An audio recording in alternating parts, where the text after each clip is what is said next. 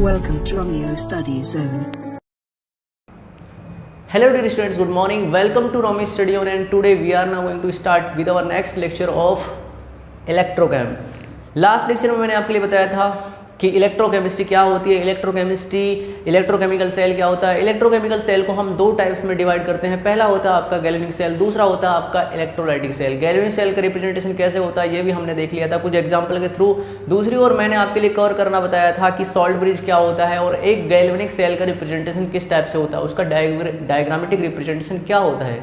इन सभी चीज़ों को क्लियर करने के बाद में आज मैं आपसे मैंने एज ए होमवर्क आपको क्या दिए थे, कुछ क्वेश्चंस दिए थे और आई होप आपने वो क्वेश्चंस पूरी तरीके से ईमानदारी के साथ कर लिए होंगे। अगर कर लिए हैं तो बहुत बढ़िया बात है, अगर नहीं करे हैं तो बहुत बुरी बात है, ठीक है, क्योंकि कॉन्सेप्चुअल क्लियरिटी आपकी मैंडेटरी है। मैंने फिर बताया ये स्मॉल चीज़ है, ये स्मॉल पॉइंट्स हैं, ये माइनर पॉइंट्स हैं। अगर ये माइनर पॉइंट्स से आपको समझ में नहीं आएंगे तो जाहिर सी बात है आगे आप लेक्चर में प्रोसीड होंगे तो आपको प्रॉब्लम क्रिएट होनी स्टार्ट हो जाएंगी। पहली चीज़ तो आपको ऑक्सीडेशन रिडक्शन का पता होना चाहिए। अगर आपको नहीं पता है तो जाहिर सी बात है आप नेक्स्ट जो लेक्चर आने वाले हैं इस चैप्टर के उसमें आप थोड़ा बहुत कन्फ्यूजन क्रिएट आपके लिए हो सकता है, तो आपके लिए बेटर होगा कि थोड़ा बहुत, ज़्यादा नहीं कि रेडॉक्स रिएक्शन में आप कंप्लीटली घुसने लग जाओ, ऐसा कुछ नहीं है, बट हाँ इतना कि आप अपने क्वेश्चंस को यहाँ पे आसानी से सोल्व कर सकें, मेनली उनका ऑक्सीडेशन नंबर कैलकुलेट कर सकें, इतना तो आपके लिए ही आना ज़रूरी होता है। तो लास्ट लेक्चर में मैंने आपको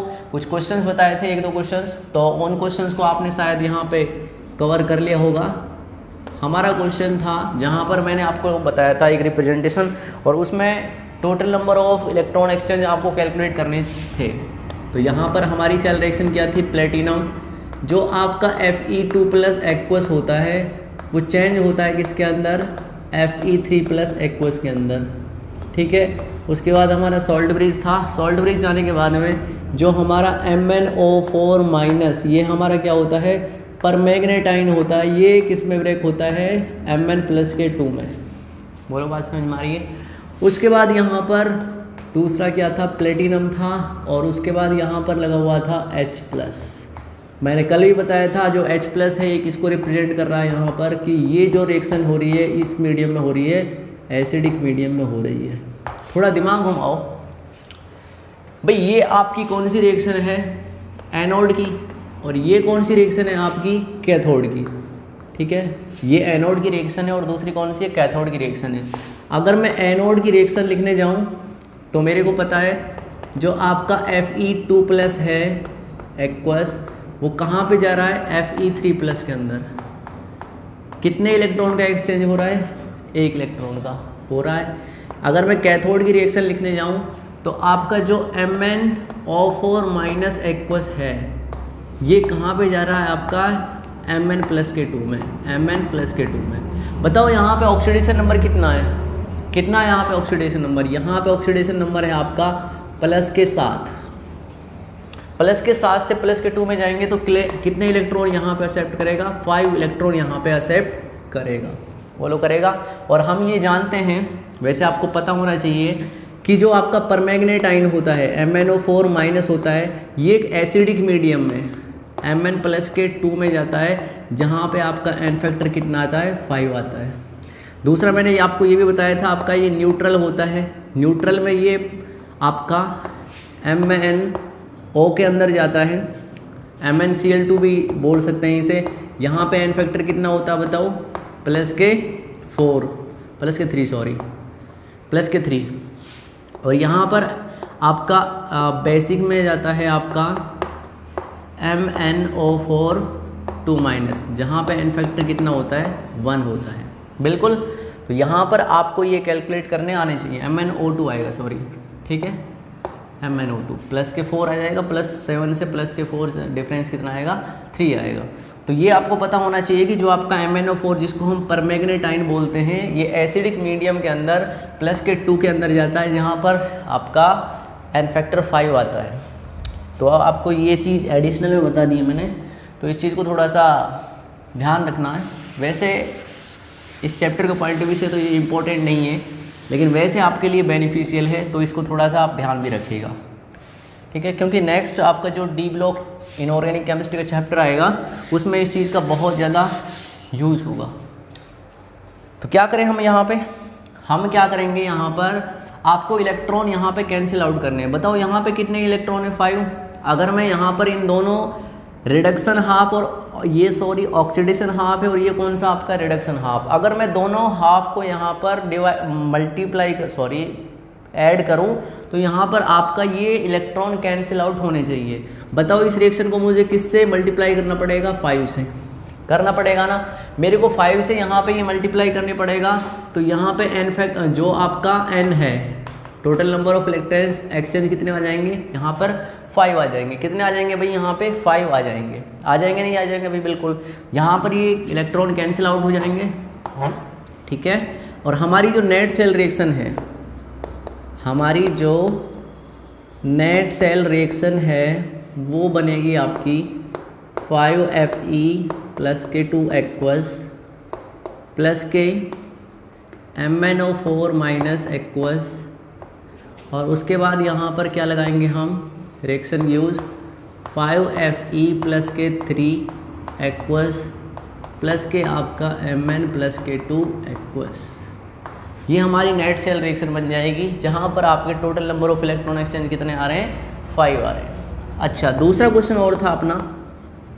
दूसरा क्वेश्चन ये था कि हमारे पास प्लेटिनम था, प्लेटिनम में जो Cl2 था ये चेंज होके जा रहा था Cl2 गैस, क्योंकि गैस है और गैस अगर होती है तो हमें इनर्ट इलेक्ट्रोड की रिक्वायरमेंट पड़ती है, तो प्लेटिनम इसीलिए यहाँ पर आगे आ रहा है। ये कन्वर्ट हो रहा था Cl माइनस एक्वस के अंदर हो रहा था, सॉल्ट ब्रिज लगाया यहाँ पर मैंने, और जो यहाँ पर Ag प्लस एक्वस था ये चेंज हो गया Ag सॉलिड के अंदर। ये हमारी एक सेल रिएक्शन थी। अब आप सोच रहे होंगे कि भाई यहाँ पे इसका ऑक्सीडेशन नंबर 0 है और इसका कितना -K1, मतलब ऑक्सीडेशन नंबर क्या हो रहा है, यहाँ पर डिक्रीज हो रहा है। अगर ये ऑक्सीडेशन नंबर डिक्रीज हो रहा है तो ये किसकी रिएक्शन बन जाएगी, कैथोड की। लेकिन आपको ऐसा नहीं लेना है। मैंने अगर ये लेफ्ट साइड लिखा भी है तो हमेशा और हमेशा ये किसकी रिएक्शन है, आपकी एनोड की रिएक्शन है।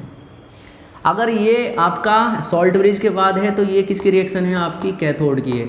इसमें आपको कन्फ्यूजन बिल्कुल भी नहीं होना चाहिए। जो मैंने बोल दिया LON वो LOAN ही होना चाहिए, ROAN नहीं होना चाहिए, ठीक है। समझ में आ रही है, ROAN नहीं होना चाहिए, सॉरी RON तो नहीं होगा, क्योंकि RON हो गया तो समझ रहे हैं ना। हाँ, right side R4 right side, अगर हम इसके लिए बनाएं यहाँ पर तो राइट साइड आपका क्या होता है, क्या होता है भाई, ऑक्सीडेशन होता है, रिडक्शन होता है, रिडक्शन होता है डबल R, और यहाँ पे क्या होता है, कैथोड की रिएक्शन होती है, और लास्ट में क्या होता है बताओ, उसके ऊपर चार्ज कैसा हो जाता है, पॉजिटिव होता है। ये हमारा कैथोड वाला पोर्शन होता है जो हमारा राइट साइड लिखा जाता है। वैसे ये ट्रिक वगैरह तो नहीं बनी है, हमारी ट्रिक तो केवल एक ही है, और जो आपके लिए बेहद आसान भी है याद करनी, ये हमारा लेफ्ट साइड लिखा जाता है। बाकी इसका अपोजिट क्या हो जाएगा, कैथोड की रिएक्शन हो जाएगी। अगर आप ट्रिक की फॉर्म में इस चीज़ को याद करना चाह रहे हैं तो मैं क्या लिखूँगा यहाँ पर, जो आपका Cl माइनस एक्वस है, ठीक है, क्या भाई आपका Cl माइनस एक्वस है, ये चेंज हो जाएगा आपका Cl2 के अंदर। हम क्या कर देंगे, इसको पलट देंगे। एक्चुअली ये आपको पलट नहीं पड़ेगा, तभी आपका ये माइनस से 0 में जाएगा, -1 से 0 में जाएगा। बताओ कितने इलेक्ट्रॉन एक्सेप्ट करेगा, यहाँ पर 1 इलेक्ट्रॉन करेगा, नहीं करेगा। यहाँ पे कितने क्लोरीन है, 2 लगा दिए। 1 इलेक्ट्रॉन 1 क्लोरीन के लिए कितना चेंज, 2 के लिए कितना बनेगा, 2 इलेक्ट्रॉन एक्सेप्ट करेगा। कितने इलेक्ट्रॉन एक्सेप्ट करेगा, 2 इलेक्ट्रॉन।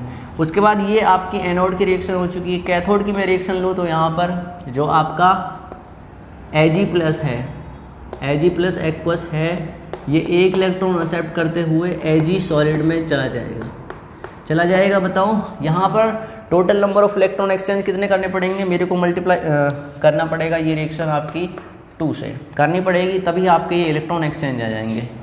इलेक्ट्रॉन एक्सचेंज कितने आ जाएंगे, N = 2 आ गया। उसके बाद नेट सेल रिएक्शन लिखेंगे हम तो कितना बन जाएगा बताओ, 2Cl माइनस एक्वस प्लस के 2Ag प्लस एक्वस। उसके बाद रिएक्शन यूज आपका क्या देगा यहाँ पर, Cl2 गैस प्लस के आपका 2Ag सॉलिड। ये आपकी नेट सेल रिएक्शन बन जाएगी। बोलो ये थे हमारे क्वेश्चन। अगर आपने इस टाइप से अपनी नेट सेल रिएक्शन को यहाँ पर लिखा है तो बेस्ट ऑफ लक। अगर नहीं लिखा है तो आप दोबारा से उन चीज़ों को रिकॉल करें कि किस टाइप से आपका रिप्रेजेंटेशन होता है या फिर नहीं होता है सेल रिएक्शंस का, गैल्वेनिक सेल का। ओके, तो इसे कॉपी कीजिए। फिर हम नेक्स्ट टॉपिक की तरफ प्रोसीड करने वाले हैं जो हमारा है इलेक्ट्रोड। ठीक है, तो इलेक्ट्रोड क्या होता है इसे कॉपी करो, इस वाले पोर्शन को थोड़ा सा।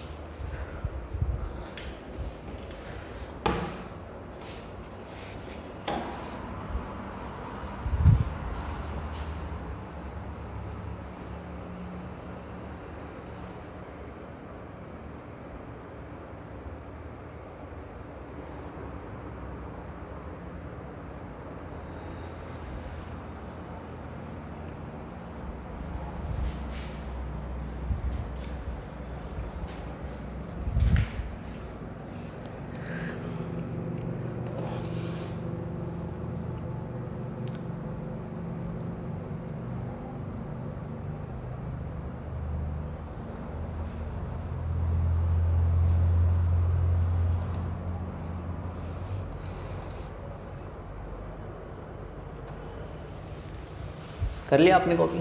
ठीक है, अब हम एक नया टॉपिक उठा रहे हैं अपना, जिसको मैंने लास्ट क्लास में थोड़ा बहुत इसका नाम लिया था, लेकिन अब हम इसको स्टार्टिंग से डील करने वाले हैं कि इलेक्ट्रोड पोटेंशियल क्या होता है। इलेक्ट्रोड पोटेंशियल क्या होता है।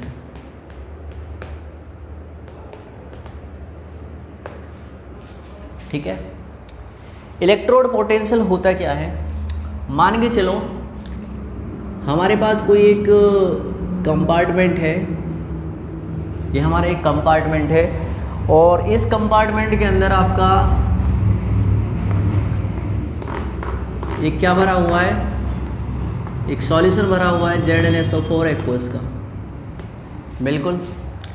दूसरी चीज़ यहाँ पर एक आपका इलेक्ट्रोड भी लगा होगा।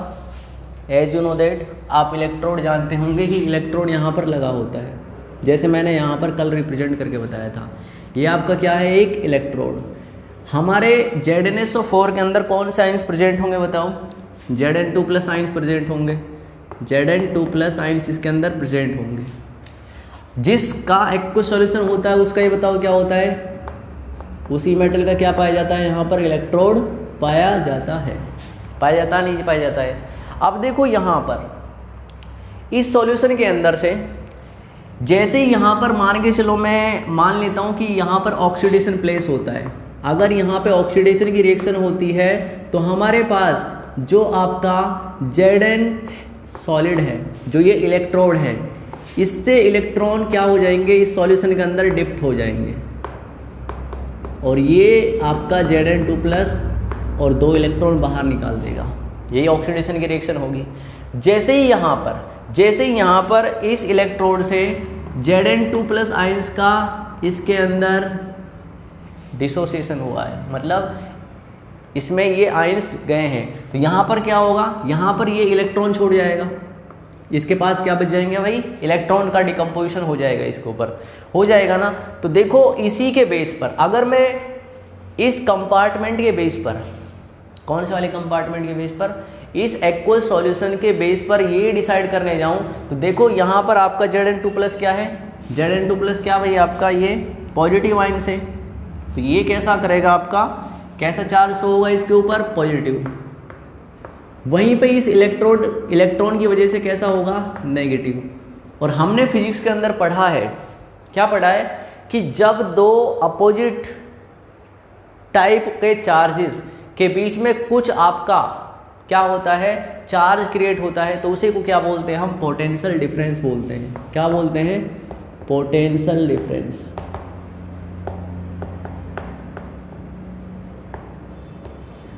ठीक है, इनके बीच में क्या क्रिएट होगा, पोटेंशियल डिफरेंस क्रिएट होगा।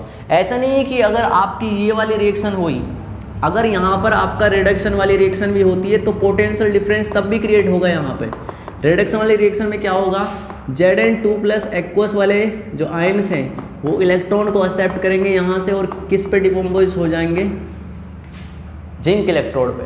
सेम वही आपकी कंडीशन है। यहाँ पे आपके पास एक कंपार्टमेंट है, इस कंपार्टमेंट में आपके पास क्या है, ZnSO4 भरा हुआ है, ZnSO4 भरा हुआ है, एक्वस ZnSO4 भरा हुआ है। अब देखो यहाँ से जो इलेक्ट्रॉन, अब यहाँ पे जैसे आपके पास जिंक का क्या है, एक इलेक्ट्रोड है, क्या है, जिंक का आपके पास क्या है, इलेक्ट्रोड है। तो जिंक का इलेक्ट्रोड, यहाँ पे जो आपके इलेक्ट्रॉन्स हैं, यहाँ पे जो इलेक्ट्रॉन्स हैं यहाँ पे प्रेजेंट है इस सॉल्यूशन के अंदर, वो कहाँ पे डिकम्पोज हो जाएंगे, इस इलेक्ट्रोड के ऊपर डिकम्पोज हो जाएंगे और यहाँ पर ये ZnS सॉलिड बना देगा, बना लेगा नहीं बना लेगा, बिल्कुल। सिंस यहाँ पर जो इलेक्ट्रॉन है इनके ऊपर चार्ज कैसा है, नेगेटिव, कैसा भाई, यहाँ पर नेगेटिव। और अगर मैं इसके रेस्पेक्ट की बात करूँ तो यहाँ पे इस एक्वस सॉल्यूशन के रेस्पेक्ट में इस इलेक्ट्रोड के ऊपर चार्ज कैसा होगा आपका, पॉजिटिव, कैसा होगा, पॉजिटिव होगा। तो इन दोनों के बीच में अगेन क्या क्रिएट होगा, यहाँ पे पोटेंशियल डिफरेंस क्रिएट होगा। सिंपल चीज़, ये तो मैंने आपको समझाने का तरीका बता दिया, लेकिन आपको हमेशा ये ध्यान रखना है कि अगर किसी कंपार्टमेंट के अंदर, किसके अंदर, किसी कंपार्टमेंट के अंदर एक्वस सॉल्यूशन है, जैसे ZnSO4 हो गया, CuSO4 अगर गलती से यहाँ पे CuSO4 होता तो हमें किस मेटल का यहाँ पर इलेक्ट्रोड लेना पड़ता, कॉपर का ही लेना पड़ता। तो कॉपर का इलेक्ट्रोड में और यहाँ पर उसके एक्वस सॉल्यूशन के बीच में क्या क्रिएट होता है, यहाँ पे कुछ पोटेंशियल डिफरेंस क्रिएट होता है और उस पोटेंशियल डिफरेंस के बेस पर ही हम किसको निकालते हैं, इलेक्ट्रोड पोटेंशियल को निकालते हैं। किसको निकालते हैं, इलेक्ट्रोड पोटेंशियल को निकालते हैं। बोलो बात समझ में आ रही है। तो हम क्या कहेंगे, जो ये आपका इलेक्ट्रोड पोटेंशियल होता है, ये होता क्या है, ये एक टाइप का पोटेंशियल डिफरेंस होता है, द पोटेंशियल डिफरेंस बिटवीन किस किस के बीच में, आपका जो इलेक्ट्रोड होता है एंड जो आपका इलेक्ट्रोलाइटिक सॉल्यूशन होता है, जिसको हम एक्वस सॉल्यूशन बोलते हैं, ठीक है। कब, वेन वी डिप्ड, जब हम डुबोते हैं इलेक्ट्रोड को किसके अंदर, इलेक्ट्रोलाइटिक सॉल्यूशन के अंदर, इलेक्ट्रोलाइटिक सॉल्यूशन के अंदर, ठीक है। तो आपका उसे क्या बोलते हैं हम, इलेक्ट्रोड पोटेंशियल बोलते हैं, इलेक्ट्रोड पोटेंशियल बोलते हैं, ठीक है भाई। अब जो आपका इलेक्ट्रोड पोटेंशियल होता है, ये मेनली इसका काम होता है कि कोई मेटल, ठीक है, ये बताता है कि कोई मेटल, जैसे आपका एलिमेंट हो गया, मेटल में एलिमेंट ही बोलूँगा, कि कोई आपका जो मेटल है उसकी ऑक्सीडाइज या फिर रिड्यूस होने की टेंडेंसी क्या है, ये हमें बताता है कौन, इलेक्ट्रोड पोटेंशियल बताता है। कौन बताता है, इलेक्ट्रोड पोटेंशियल। तो हम यहाँ पे सिंपल लिख देंगे कि इट, एक तरीके का सिग्निफिकेंस ही डाल दो इसे, सिग्निफिकेंस, किसका सिग्निफिकेंस, इलेक्ट्रोड पोटेंशियल का। तो सिग्निफिकेंस ऑफ इलेक्ट्रोड पोटेंशियल क्या कहता है, it tells about the tendency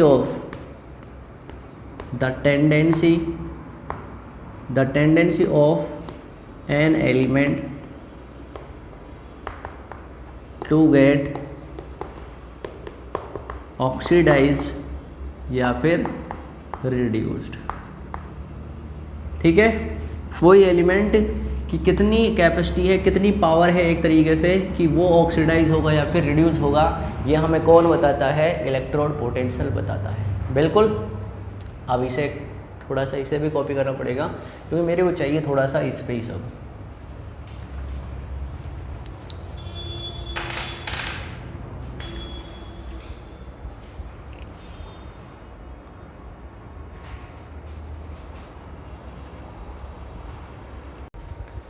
तो जाहिर सी बात है आपको पता चल गया होगा कि इलेक्ट्रोड पोटेंशियल होता क्या है, इलेक्ट्रोड पोटेंशियल क्या काम करता है। ये हमें बताता है कि कोई एलिमेंट कितनी पावर से ऑक्सीडाइज हो रहा है, कितनी पावर से रिड्यूस हो रहा है, बिल्कुल। तो हम इलेक्ट्रोड पोटेंशियल को थोड़ा सा इलोबरेट करके पढ़ते हैं। इलेक्ट्रोड पोटेंशियल, अब देखो ये ऑक्सीडाइज भी हो रहा है और रिड्यूस भी हो रहा है, तो हम इसके लिए एक तो कैलकुलेट करेंगे रिडक्शन पोटेंशियल और दूसरा हम इसके लिए ऑक्सीडेशन पोटेंशियल। एक आपका रिडक्शन पोटेंशियल और दूसरा कौन सा, ऑक्सीडेशन पोटेंशियल। अब मान के चलो हमारे पास कोई एक मेटल है, जाहिर सी बात है अगर हमारे पास एक मेटल है, समझाने के पॉइंट ऑफ व्यू से बता रहा हूँ मैं, ठीक है। एक बार मैं विजिबल हो रहा तो नहीं हो रहा चेकआउट करता हूँ। हाँ यस इट इज़ राइट। तो देखो हमारे पास कोई एक मेटल होता है सॉलिड, अगर ये कैथोड की रिएक्शन होगी तो जाहिर सी बात है यहाँ पर आपका ये एनोड की रिएक्शन होगी, यहाँ पर ये m की पावर n प्लस में कुछ जाएगा, मतलब यहाँ पे इसका ऑक्सीडेशन नंबर चेंज होगा। मतलब जैसे आपका मैं एग्ज्यूम करता हूँ जिंक आपका सॉलिड है, जिंक सॉलिड है तो आपका ये Zn2+ के अंदर जाएगा नहीं जाएगा, जाएगा ना। साथ में क्या होगा, आपके 2 इलेक्ट्रॉन भी यहाँ पर बाहर जाएंगे, तो वो इलेक्ट्रॉन किसी को क्या करेगा, ये डोनेट करेगा। क्या करेगा भाई, डोनेट करेगा, करेगा नहीं करेगा, बिल्कुल। तो इसको हम किस तरीके से रिप्रेजेंट करते हैं, यहाँ पर आपका एनोड वाली रिएक्शन है और एनोड वाली रिएक्शन में क्या होता है, ऑक्सीडेशन होता है। तो मैं क्या लिखूंगा यहाँ पर, इसको लिखूंगा मैं m चेंजेस टू m की पावर n+, लिखूंगा नहीं लिखूंगा। अगर ये कैथोड की रिएक्शन हुई तो इसको जस्ट उल्टा कर देंगे, mn+ चेंजेस टू m, यही होगा ना। इतनी चीज़ें समझ में आई आपको, तो समझ में आ गई। तो इसी टाइप से हम इसको यहाँ पे लिख देंगे, ये इसका रिप्रेजेंटेशन हो जाएगा। तो देखो कैसे रिप्रेजेंटेशन लिखेंगे रिडक्शन हाफ का, हाँ तो इसको लिख देते हैं हम ERP, ठीक है, रिडक्शन पोटेंशियल। उसके बाद यहाँ पर इसको लिखेंगे EOP, लिख दिया। दूसरा हम इसे ऐसे भी लिख सकते हैं E of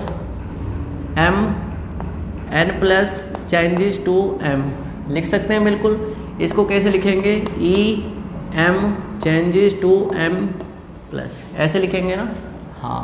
तो यहाँ पर इस टाइप से इसका रिप्रेजेंटेशन होता है, बिल्कुल। तो हमें रिडक्शन पोटेंशियल बताता है, इट टेल्स या फिर it gives the tendency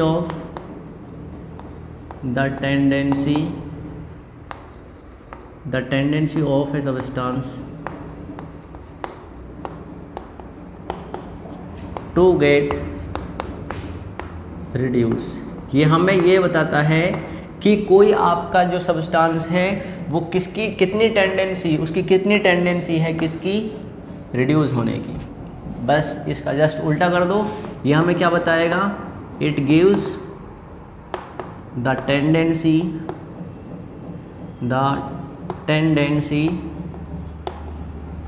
of a substance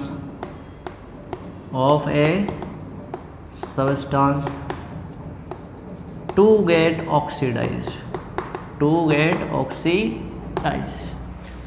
ठीक है। और दूसरी सबसे इम्पोर्टेंट चीज़ जो हमारा E of RP होता है, इलेक्ट्रोड रिडक्शन पोटेंशियल, वो आपका ऑक्सीडेशन पोटेंशियल का जस्ट अपोजिट होता है, ठीक है। तो बस माइनस का साइन के साथ एक दूसरे को क्या करेंगे, हम इक्वल करेंगे। अगर आपकी मान के चलो, इसका मतलब ये है कि कोई आपका, जैसे आपका जिंक है, जिंक का जो RP दे रखा है कुछ मान के चलो 0.76 दे रखा है। अगर जिंक का मैं यहाँ पर OP कैलकुलेट करूँगा तो बस माइनस साइन के साथ वो चेंज हो जाएगा, ठीक है। ये इसका मतलब है, बिल्कुल। तो ये चीज़ें आपको समझ में आ रही हैं, आई थिंक आ रही होंगी, आ रही हैं, हाँ। तो ये होता है हमारा इलेक्ट्रोड पोटेंशियल। इलेक्ट्रोड पोटेंशियल हमें 2 टाइप से मिलता है, एक तो होता है रिडक्शन पोटेंशियल और दूसरा कौन सा होता है, ऑक्सीडेशन पोटेंशियल। कौन सा होता है, ऑक्सीडेशन पोटेंशियल होता है ना, बिल्कुल। इसको हम किससे रिप्रेजेंट करते हैं, ERP से, इसको EOP से। ये आपका E ऑफ m की power n plus gives m, और ये E m changes to m की पावर n प्लस। बिल्कुल, तो आपको पता चल गया कि इसका क्या लॉजिक है क्या नहीं है। अब इसी से रिलेटेड एक और टॉपिक है हमारा स्टैंडर्ड, बस इसी से रिलेटेड है, इलेक्ट्रोड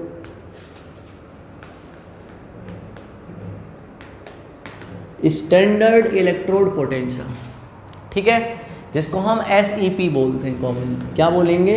SEP बोलेंगे, ठीक है। बस इसमें आपको पता चल रहा होगा कि किसका यहाँ पे डिफरेंस है, बस केवल और केवल S का, और S क्या है यहाँ पे? स्टैंडर्ड। मतलब हमने कोई ऐसा स्टैंडर्ड एज्यूम कर लिया, एक ऐसा स्टैंडर्ड हमने यहाँ पर बना लिया जहाँ पर हमारी रिडक्शन पोटेंशियल और ऑक्सीडेशन पोटेंशियल की वैल्यू हमने फिक्स कर ली किसी भी एलिमेंट के लिए, ठीक है। तो सिंपल इसकी डेफिनेशन क्या होगी? इसकी डेफिनेशन होगी 1 बार प्रेशर, 1 बार तो प्रेशर होगा, and a fix temperature, a fix temperature. Generally मैं बात कर रहा हूँ 298 केल्विन, जो आपका क्या होता है? रूम टेम्परेचर होता है ना।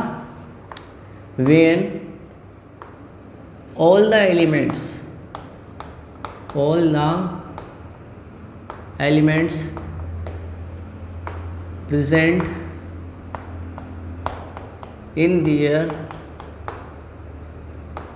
standard state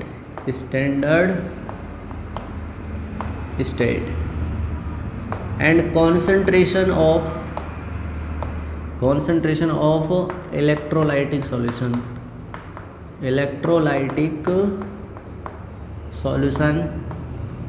are 1 molar. Electrolytic solution की मोलरिटी कितनी दे रखी है? 1 मोलर दे रखी है। देन इलेक्ट्रोड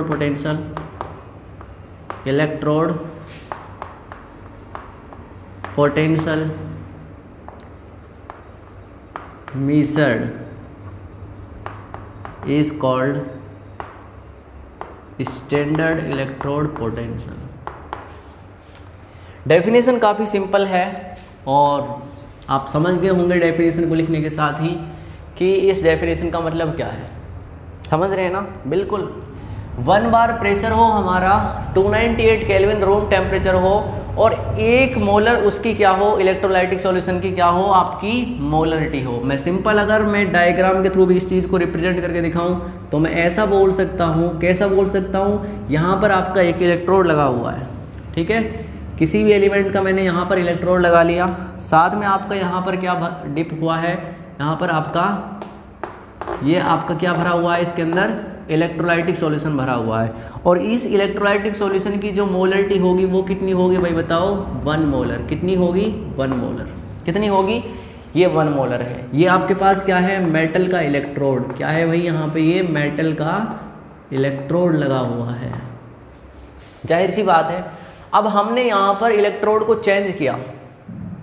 समझ में आ रही है बात? स्टैंडर्ड इलेक्ट्रोड पोटेंशियल ये कहता है कि मैंने 1 बार प्रेशर फिक्स कर लिया, एक फिक्स टेम्परेचर हो गया मेरा 298 केल्विन, और हमने 1 मोलर क्या ले ली? इलेक्ट्रोलाइटिक सॉल्यूशन की मोलरिटी मैंने एज्यूम कर ली, और सब कुछ फिक्स करने के बाद में बस मेरे को यहाँ पर मेटल इलेक्ट्रोड चेंज करना है। पहले मैंने जिंक का लगा दिया, बाद में मैं कॉपर का, और जो वैल्यू निकल के आएगी उसे ही क्या बोलेंगे हम? स्टैंडर्ड इलेक्ट्रोड पोटेंशियल बोलेंगे। ये इसका मतलब है जो मैंने ये समझाया है। बोलो बात समझ में आ रही है? तो ये सिंपल चीज़ें क्या हुई आपकी? स्टैंडर्ड इलेक्ट्रोड पोटेंशियल क्या हो जाएगी? Standard electrode potential. बस जैसे मैंने यहाँ पर इलेक्ट्रोड पोटेंशियल को डिस्कस किया था, सेम इसी टाइप से आपका यहाँ पर इसे भी हम डिस्कस कर सकते हैं। किसको डिस्कस कर सकते हैं भाई? इस वाले को डिस्कस कर सकते हैं जो आपका SEP है। वो कैसे? आइए देखिए वो कैसे डिस्कस कर सकते हैं। Standard electrode potential, standard electrode potential.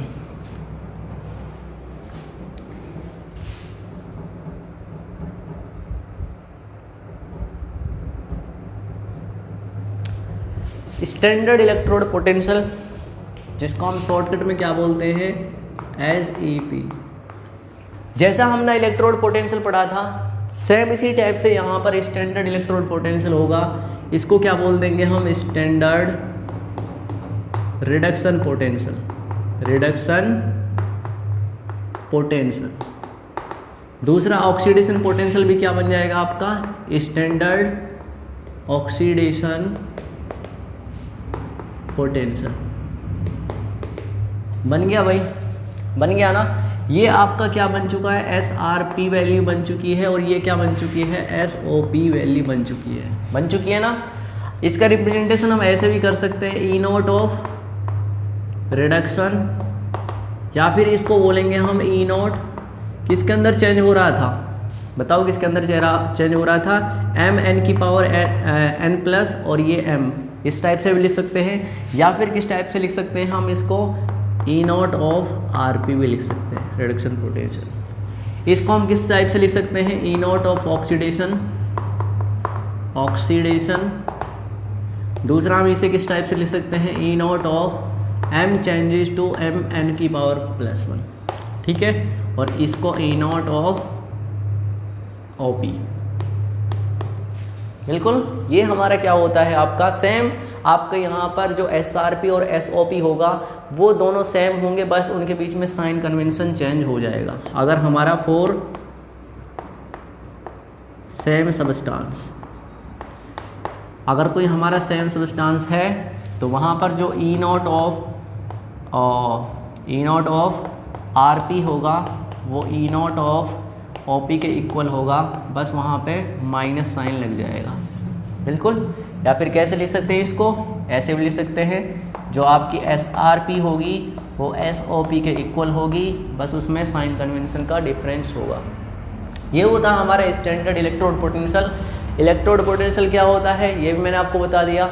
अगर वो स्टैंडर्ड हमने बना लिया है और वो कंडीशन ये है, जनरली हम इलेक्ट्रोड पोटेंशियल तो हमारा कुछ भी हो सकता है भाई, हमें ऐसा थोड़ी नहीं, इस चैप्टर में हम थ्योरेटिकली तो चल रहे हैं, कोई प्रैक्टिकली थोड़ी नहीं है कि भाई हमारे सामने कोई लेबोरेटरी का कोई हमारे पास इलेक्ट्रोलाइटिक सॉल्यूशन है, कोई मेटल है हमारे पास और हम यहाँ पे कैलकुलेट कर रहे हैं। साइंटिस्ट ने अपने अकॉर्डिंग स्टैंडर्ड इन कंडीशंस पर, किन कंडीशंस पर, इन कंडीशंस को कांस्टेंट मानते हुए स्टैंडर्ड इलेक्ट्रोड पोटेंशियल को कैलकुलेट कर दिया, किसके लिए, डिफरेंट टाइप ऑफ एलिमेंट्स के लिए। तो हमें जो हमारे, वैसे तो आपको NCERT में काफ़ी एक लंबी टेबल देखने को मिलेगी जहाँ पर SOP और SRP वैल्यूज आपको देखने को मिलेंगी हाइड्रोजन को बेसिस मानते हुए, ठीक है।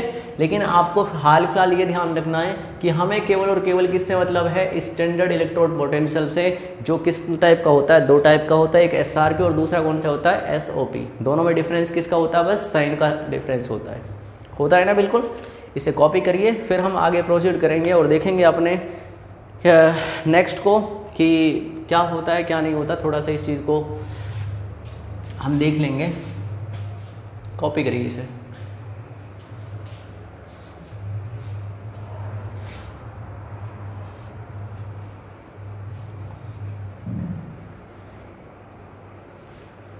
कर लिया?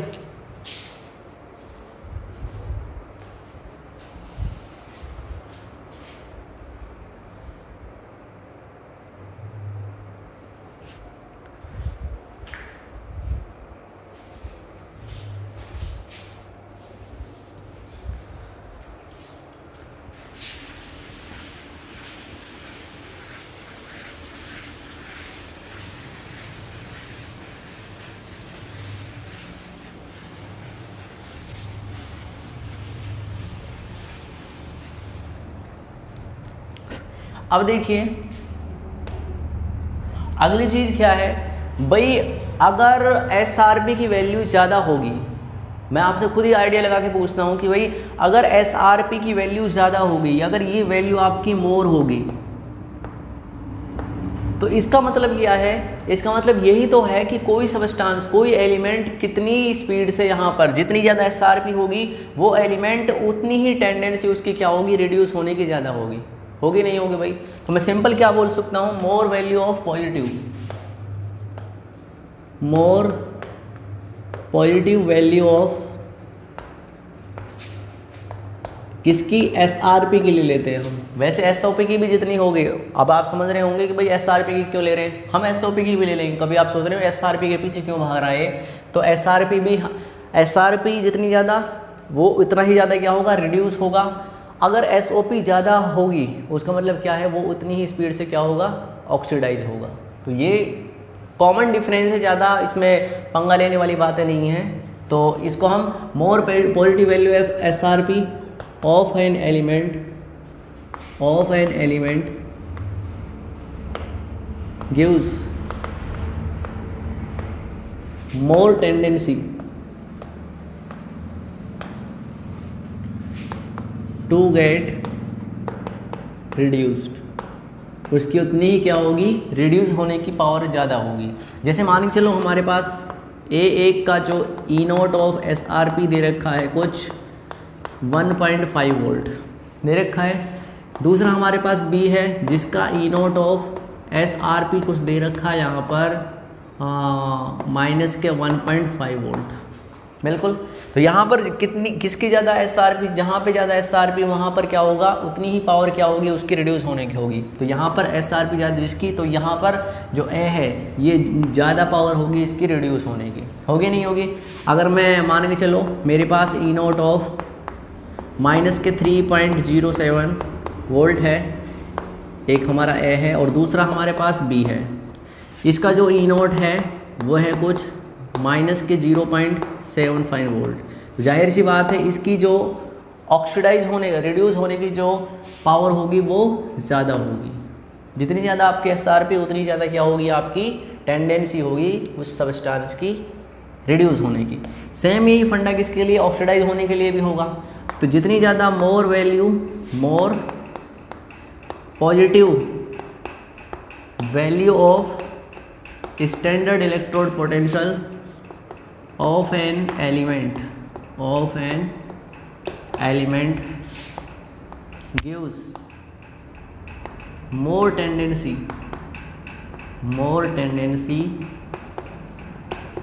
To get oxidized. बिल्कुल, अगर मेरे पास एक A है और दूसरा क्या है आपके पास B है, इसका कुछ E नॉट ऑफ SOP दे रखा है, यहाँ पर E नॉट ऑफ SOP दे रखा है 1.1 वोल्ट और इसका दे रखा है E नॉट ऑफ SOP बोल रखा है यहाँ पे 1.1 वोल्ट, ठीक है, सॉरी 1.5 वोल्ट। तो जाहिर सी बात है यहाँ पर आपका SOP जहाँ पे ज़्यादा उसकी क्या होगी, आपकी ऑक्सीडाइज होने की पावर ज़्यादा होगी नहीं होगी भाई। लेकिन एग्जामिनर तो सातिर होता है, कैसा होता है, सातिर होता है। तो जाहिर सी बात है आपको भी सातिर ही बनना पड़ेगा। तो सातिर बनने के लिए आपको थोड़ा सा आइडिया तो लगाना पड़ेगा भाई कैसे क्वेश्चन आते हैं कैसे नहीं आते हैं। ये तो सिंपल बच्चों वाले क्वेश्चन हो जाएंगे। तो अब हम क्वेश्चन देखते हैं कुछ लेवल वाले, ठीक है। लेवल वाले का मतलब कुछ ऐसे क्वेश्चन जो एग्जामिनेशन पॉइंट ऑफ व्यू से इम्पोर्टेंट भी होते हैं, और ये तो खैर रट के बता देंगे आप, ठीक है। लेकिन अब हम सीखते हैं थोड़ा इसको इलोबरेट करके। ये तो कॉमन सी चीज़ें हैं, SRP ज़्यादा, रिड्यूस ज़्यादा, SOP ज़्यादा, ऑक्सीडाइज ज़्यादा। बिल्कुल, इसको तो कहते हैं नहीं कि गांव का बच्चा और इवन आपका नर्सरी के बच्चे को सिखा दिया जाए तो उसको रट के बता सकता है आसानी से कि कौन सा होगा और कौन सा नहीं होगा ना। तो अब हम देखते हैं क्वेश्चंस को।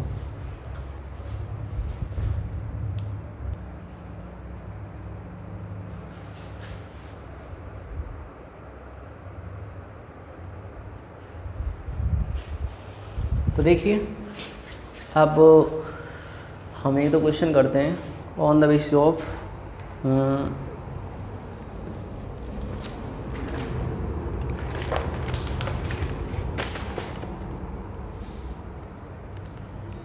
हमने ये तो देख ही लिया है। खैर अब एक क्वेश्चन करते हैं हम। हमारे पास एक क्वेश्चन है, क्वेश्चन बोल रहा है यहाँ पर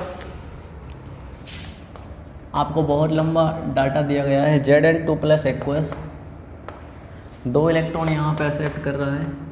2 इलेक्ट्रॉन एक्सेप्ट करने के बाद में Zn सॉलिड बनाएगा। इसका दे रखा है 0.762 0.762। अब ये आपको आइडेंटिफाई करना है कि ये क्या दिया हुआ है, ठीक है।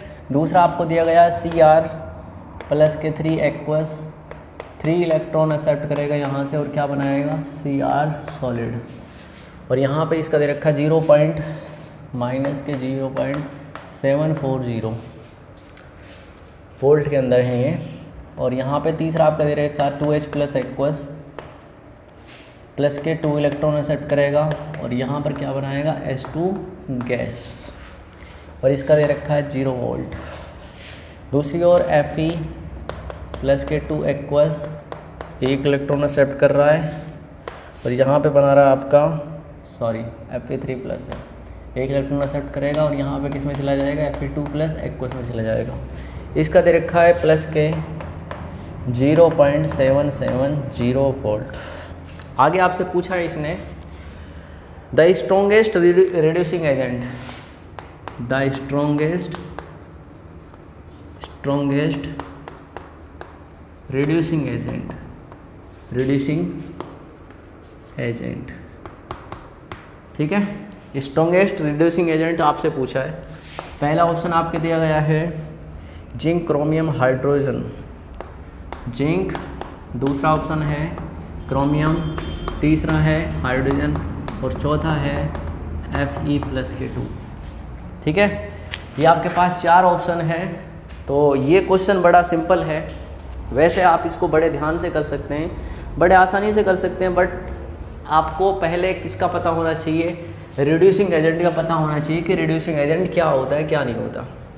तो आपको पता है तो वेल एंड गुड, नहीं पता है तो हम बता देंगे भाई। तो हमारे पास 2 टाइप के एजेंट होते हैं, ये कोई खुफिया एजेंट नहीं होते हैं, ये वैसे एजेंट होते हैं ऑक्सीडाइजिंग एजेंट, और दूसरा कौन सा होता है रिड्यूसिंग एजेंट,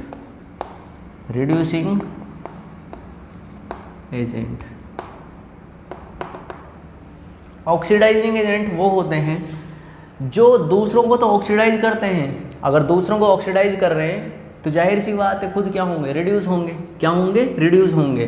तो इटसेल्फ तो क्या होते हैं, वो रिड्यूस होते हैं, अपने आप तो क्या होते हैं, रिड्यूस होते हैं, मतलब उनका ऑक्सीडेशन नंबर रिड्यूस होगा। और दूसरों का ऑक्सीडेशन नंबर क्या कर देंगे, वो क्या कर देंगे, इंक्रीज कर देंगे। दूसरों को क्या कर देंगे, ऑक्सीडाइज कर देंगे। समझ में आ रही है बात। सिंस रिड्यूसिंग एजेंट इटसेल्फ क्या होते हैं, इटसेल्फ तो ऑक्सीडाइज होंगे, लेकिन दूसरों को क्या कर देंगे, रिड्यूस कर देंगे, वो क्या कहलाते हैं आपके रिड्यूसिंग एजेंट। अब आपको ये डिसाइड करना है इसके अंदर कि रिड्यूसिंग एजेंट बताना मेरे को, रिड्यूसिंग एजेंट मतलब इटसेल्फ ऑक्सीडाइज होगा और दूसरा अदर को रिड्यूस करेगा। बोलो बात समझ में आ रही है, ठीक है। अब एक चीज़, चुटकियों का क्वेश्चन है ये, वैसे आप इस क्वेश्चन को बड़े सिंपल तरीके से कर सकते हैं, बड़े सिंपल तरीके से, सोचने वाली बात ही नहीं है कुछ। आप यहाँ पे देखो इस वाले इक्वेशन में Zn2 प्लस से Zn 0 में जा रहा है, मतलब ऑक्सीडेशन नंबर इंक्रीज हो रहा है। तो यहाँ पर इसका क्या हो रहा है, बताओ क्या हो रहा है इसका, हाँ कुछ सोचा भी है, रिड्यूस हो रहा है ये। अगर ये रिड्यूस हो रहा है, क्या हो रहा है, अगर ये रिड्यूस हो रहा है तो जाहिर सी बात है जो ये वैल्यू दी गई है, ये वाली वैल्यू दी गई है, ये SRP होगी या फिर SOP होगी, दिमाग दौड़ाओ जल्दी से, ये SRP होगी या फिर SOP होगी। क्योंकि मैंने अभी पढ़ाया था स्टैंडर्ड इलेक्ट्रोड पोटेंशियल, और स्टैंडर्ड इलेक्ट्रोड पोटेंशियल में मैंने दो टाइप पढ़ाए थे, स्टैंडर्ड रिडक्शन पोटेंशियल और दूसरा आपका standard oxidation potential. Standard reduction potential जहाँ पर ऑक्सीडेशन नंबर डिक्रीज होता है उसके लिए SRP वैल्यू कैलकुलेट करते हैं। अगर यहाँ पर ये रिड्यूस हो रहा है तो ये वैल्यू कौन सी है आपकी बताओ, SRP है या फिर नहीं है, बिल्कुल है। दूसरा देखो यहाँ पे इसका ऑक्सीडेशन नंबर क्या हो रहा है, रिड्यूस हो रहा है ये भी। अगर ये रिड्यूस हो रहा है तो इसकी भी क्या है ये बताओ, ये SRP है। बोलो मान रहे हो इस बात को। देखो यहाँ पर 2H प्लस है, ये क्या है 2H प्लस है। तो अगर ये 2H प्लस है और यहाँ पर ये आपका H प्लस के अंदर जा रहा है तो ये क्या हो रहा है, ऑक्सीडाइज हो रहा है या फिर रिड्यूस हो रहा है, बताओ, रिड्यूस हो रहा है। अगर ये रिड्यूस हो रहा है तो ये इसकी भी क्या है, ये SRP दी गई है। दूसरी चीज़ यहाँ पे देखो, यहाँ पे ये रिड्यूस हो रहा है ना, Fe3 प्लस से 2 में जा रहा है तो ये भी रिड्यूस हो रहा है, तो जो इसके वैल्यू दी गई है वो भी क्या है आपकी SRP। मतलब सभी की आपकी SRP वैल्यू आपको यहाँ पर गिवन कर रखी है ना। अब आपको डिसाइड करना है यहाँ पे कि रिड्यूसिंग एजेंट कौन सा होगा, रिड्यूसिंग एजेंट कौन सा होगा। अब जो यहाँ पे जो डाटा दिया गया है उसके अंदर ये खुद ही रिड्यूस हो रहे हैं ना, ये तो नहीं बताया गया है कि भाई सामने वाला बंदा कौन है, सामने वाला सब्सटेंस कौन है जिसको ये यहाँ पर ऑक्सीडाइज करेंगे, ये तो नहीं बताया गया ना। खुद ही तो रिड्यूसिंग कैपेसिटी इनकी बताई गई और रिड्यूसिंग पावर इनको दी गई है ना। अब रिड्यूसिंग एजेंट हमसे पूछा है तो रिड्यूसिंग एजेंट में दो चीज़ें हैं, इनसे जुड़ी चीज़ है इटसेल्फ तो ऑक्सीडाइज हो ज़्यादा, जितना ज़्यादा ऑक्सीडाइज होगा उतनी ही ज़्यादा क्या होगा वो रिड्यूसिंग एजेंट रहेगा, जितना ही पावरफुल रिड्यूसिंग एजेंट रहेगा। मतलब आपका अगर ये इटसेल्फ ऑक्सीडाइज हो रहा है तो जितनी ज़्यादा ऑक्सीडाइजिंग होने की पावर होगी वो क्या होगी उसकी SOP होगी, नहीं होगी भाई, होगी ना। मतलब इस चीज़ से आप ये आइडिया लगा सकते हैं कि SOP जितनी ज़्यादा होगी उतनी ही ज़्यादा उसकी क्या होगी रिड्यूसिंग एजेंट होने की पावर होगी। बोलो मानते हो इस बात को। तो यहाँ पर SOP क्या बोल रहा हूँ मैं, SOP सभी की आपको क्या दी गई है, यहाँ पर SRP दी गई है। तो SOP में क्या डिफरेंस होता है और SRP में क्या होता है, बस साइन चेंज कर दो। अगर मुझे इनकी SRP निकालनी है, SOP निकालनी है, तो जिसकी ज़्यादा इनमें से सबसे ज़्यादा SOP रहेगी वही क्या होगा आपका ज़्यादा बेटर रिड्यूसिंग एजेंट रहेगा। बोलो मान रहे हो। तो SOP इसकी क्या बन जाएगी प्लस के 0.762 बन जाएगी वोल्ट। इसकी SOP क्या बन जाएगी प्लस के 0.740 वोल्ट।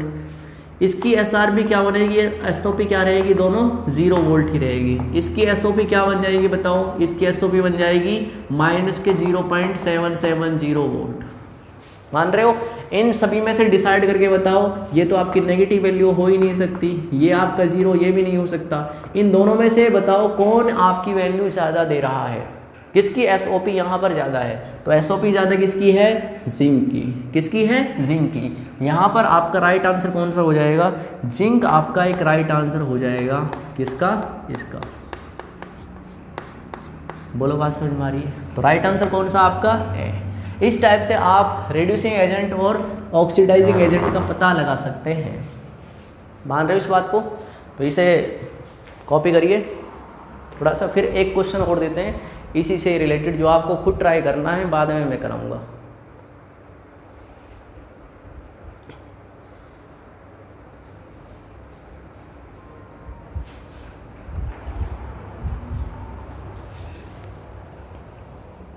कर लिया।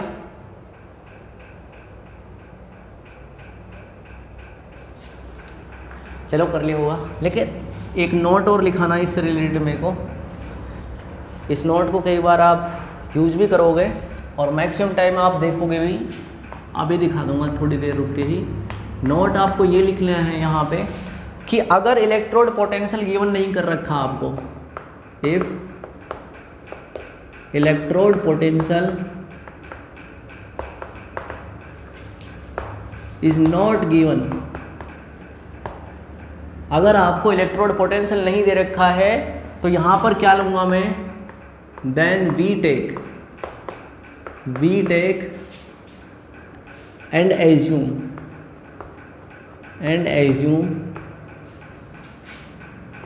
SRP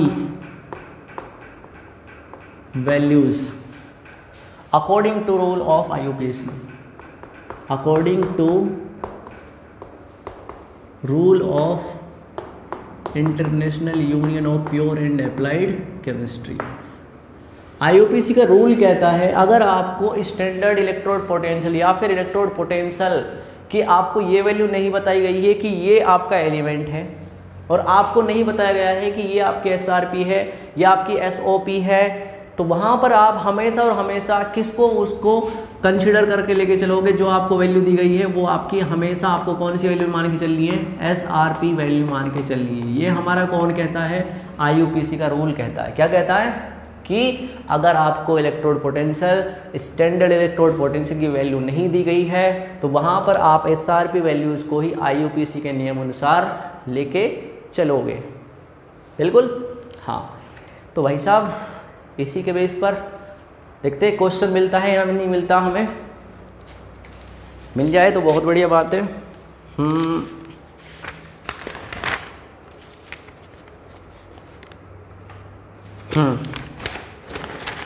मिल गया एक क्वेश्चन। तो क्वेश्चन हमारा है यहाँ पे,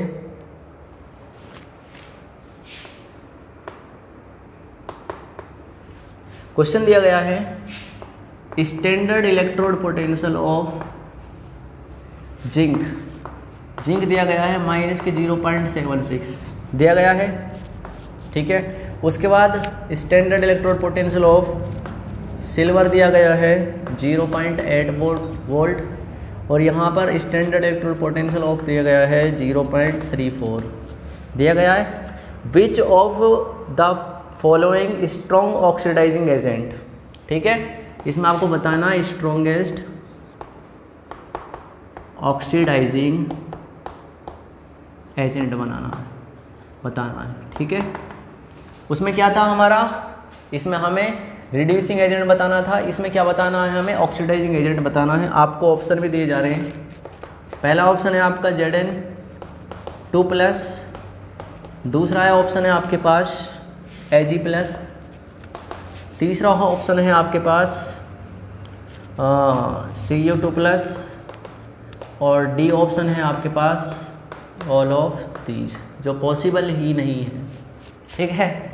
कई बार बच्चे, जब आप छोटी क्लासेस में होते हैं, इवन मैं मैट्रिक्स की बात करूं या फिर बोर्ड के क्वांटिटी से भी बात करूं, तो लेकिन हम थोड़ा सा एडवांस प्रो लेवल में चल रहे हैं। मतलब जैसा आप सोचते हैं ऐसा नहीं हो सकता। आपने क्वेश्चन को थोड़ा एज्यूम भी किया होगा कि आप तुक्का मार के टिक नहीं लगा सकते, ये मैं कह सकता हूँ। आपको लग सकता है कि ऑल ऑफ दीज तो चुनिंदा उन लोगों के लिए होता है जो कुछ भी नहीं जानते, तो इसीलिए एग्जामिनर, लेकिन जब कंपटीशन की बात आती है, जब थोड़ा सा लेवल ऑफ क्वेश्चन की बात आती है, तो वहाँ पर none of these, all of these का या फिर बोथ एंड बी का जो कॉन्सेप्ट होता है या फिर जो तुक्के मारने वाली हमारी ट्रिक होती है, वो कहीं फेल हो जाती है। क्योंकि एग्जामिनर ये ऑब्जर्व किए मैंने लास्ट के 6 to 7 ईयर्स में, और कंपटीशन फील्ड में भी मैं as a aspirant of IPMT 2015 की बात करूँ, तो वहाँ पर ऐसे क्वेश्चन देखने को मिल रहे थे जहाँ पर हम क्वेश्चन सॉल्व करते। स्टार्टिंग में मैंने सोचा कि भैया ऑल ऑफ दीज है तो लगाया ऑल ऑफ दीज, तो तुक्का आप नहीं लगा सकते। आपका वो क्वेश्चन का आंसर भी हो सकता है जहाँ पर आप सोच भी नहीं सकते कि भाई ये इसका आंसर हो सकता है या फिर नहीं हो सकता, बिल्कुल। तो इस क्वेश्चन को थोड़ा सा ट्राई करिए भाई, कैसे होगा आप खुद भली भांति जानते हैं कैसे होगा कैसे नहीं होगा।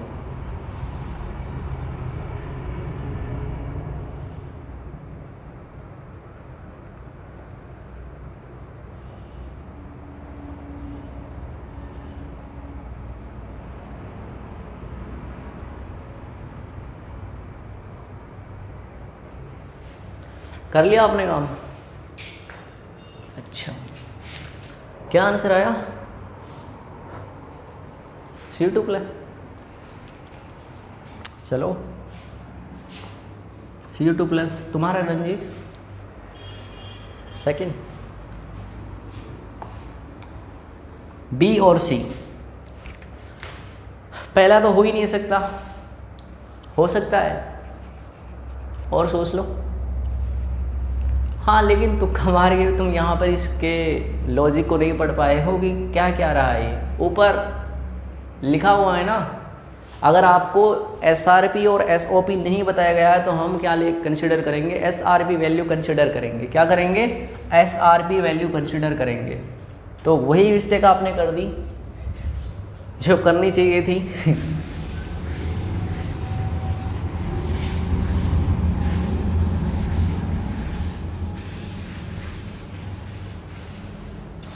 तो गलती नहीं करनी है आपको। अकॉर्डिंग टू क्वेश्चन जाते हैं। देखो यहाँ पर स्टैंडर्ड इलेक्ट्रोड पोटेंशियल आपको दिया गया, SEP वैल्यू दी गई है आपको। ये स्टैंडर्ड इलेक्ट्रोड पोटेंशियल है, ना कि SOP और SRP, क्योंकि इसके टाइप होते हैं। इसके रिड्यूस होने की पावर नहीं बताई गई है या फिर ऑक्सीडाइज होने की पावर नहीं बताई गई है। आपको दे दिए ये डाटा। अब ये कुछ भी हो सकता है। ये SEP of ZN, SEP of ZN का मतलब यहाँ पे क्या है कि ये इसकी क्या दे रखी है, SRP। मेरे को नहीं बोला है तो मैं इसकी SRP मान के चलूँगा। बताओ इसकी SRP कितनी होगी, कितनी होगी, माइनस के 0.76 वोल्ट, होगी नहीं होगी। ये सभी क्या हैं, SRP ऑफ जिंक होगी, SRP ऑफ सिल्वर हो जाएगी, SRP ऑफ सिल्वर क्या दे रखी है 0.8 वोल्ट, SRP ऑफ कॉपर ये क्या बन जाएगी 0.34 बन जाएगी ना। अब जिसकी ज़्यादा SRP, जिसकी ज़्यादा SRP उसी की ज़्यादा, अब यहाँ पे पूछा क्या है, ये देखो पहले ऑक्सीडाइजिंग एजेंट, ऑक्सीडाइजिंग एजेंट क्या होता है, जो इटसेल्फ तो क्या हो बताओ, रिड्यूस हो, क्या हो, रिड्यूस हो, और दूसरों को क्या करें यहाँ पर ऑक्सीडाइज करें, दूसरों को ऑक्सीडाइज करें। अब ऑक्सीडाइज होने की जो हमारी जो कौन सा सब्सटेंस है उसके लिए तो हमें कुछ डाटा दिया नहीं गया है, हमें दिया गया है इटसेल्फ रिड्यूस होने का, और इटसेल्फ अगर रिड्यूस जितनी ज़्यादा होगा उसकी SRP ज़्यादा होगी या फिर SOP ज़्यादा होगी, जिसकी ज़्यादा SRP होगी उसकी उतनी ही रिड्यूस होने की टेंडेंसी होगी। तो सिंपल यहाँ पे SRP किसकी ज़्यादा दिख रही है आपको, वेरी गुड, किसकी ज़्यादा दिख रही है, इस वाले की, किसकी ज़्यादा दिख रही है, इस वाले की। तो आपका आंसर भी क्या हो जाएगा, Ag, क्या हो जाएगा Ag। तो बी आंसर तुम्हारा ठीक था, बाकी तुम्हारा गलत था। तो इसका राइट आंसर कौन सा होगा, Ag प्लस होगा, क्या होगा, Ag प्लस होगा, होगा नहीं होगा, क्यों होगा, क्योंकि मेरे को पता, अगर मैं सिंपल तरीके से सोचूं तो यहाँ पर जो Zn2+ एक्वस होता है 2 इलेक्ट्रॉन एक्सेप्ट करेगा यहाँ पे और क्या बनाएगा, ZnS सॉलिड बनाएगा। इसकी SRP कितनी दी गई है 0.76 वोल्ट दी गई है ना। अगर मेरे को यहाँ पर Ag बताना है तो यहाँ पर Ag प्लस रहा होगा, एक्वस एक इलेक्ट्रॉन एक्सेप्ट किया और क्या बना दिया यहाँ पर Ag सॉलिड बना दिया, और इसका क्या दे रखा है 0.8 वोल्ट। अब तो आप बता सकते हैं क्या है ये इसकी SRP है, ठीक है। और यहाँ पर Cu2+ एक्वस 2 इलेक्ट्रॉन एक्सेप्ट करेगा यहाँ पे और क्या बना देगा, Cu सॉलिड बना देगा, और इसका कितना दे रखा है 0.34 वोल्ट। ये सभी चीज़ें क्या हैं आपकी SRP, जितनी ज़्यादा SRP उतनी ही ज़्यादा क्या हो जाएगी आपकी रिड्यूस होने की कैपेसिटी होगी, टेंडेंसी होगी। तो ये इसका आंसर हो जाएगा फाइनली। आपको समझ में आया, अगर आपको समझ में आया हो तो बहुत बढ़िया बात है, अगर नहीं आया तो ट्राई कीजिए थोड़ा, 1-2 क्वेश्चन और थोड़ा सा मतलब अपने आप कंसिडर कीजिए 1-2 क्वेश्चन और देखिए कि हमारे पास क्वेश्चन बनते हैं या फिर नहीं बनते हैं। सिंस इस वाले रूल को बड़े ध्यान से देखना, अगर आपको ये बोला गया है कि SEP है, स्टैंडर्ड इलेक्ट्रोड पोटेंशियल है, आपको ये नहीं बताया गया कि वो SRP है या फिर SOP है, तो हमेशा और हमेशा उस डाटा के लिए हमें क्या दिया गया है, ये मान के चलना है स्टैंडर्ड रिडक्शन पोटेंशियल SRP दी गई है। तो ये सभी वैल्यूज़ क्या हैं SRP, ठीक है।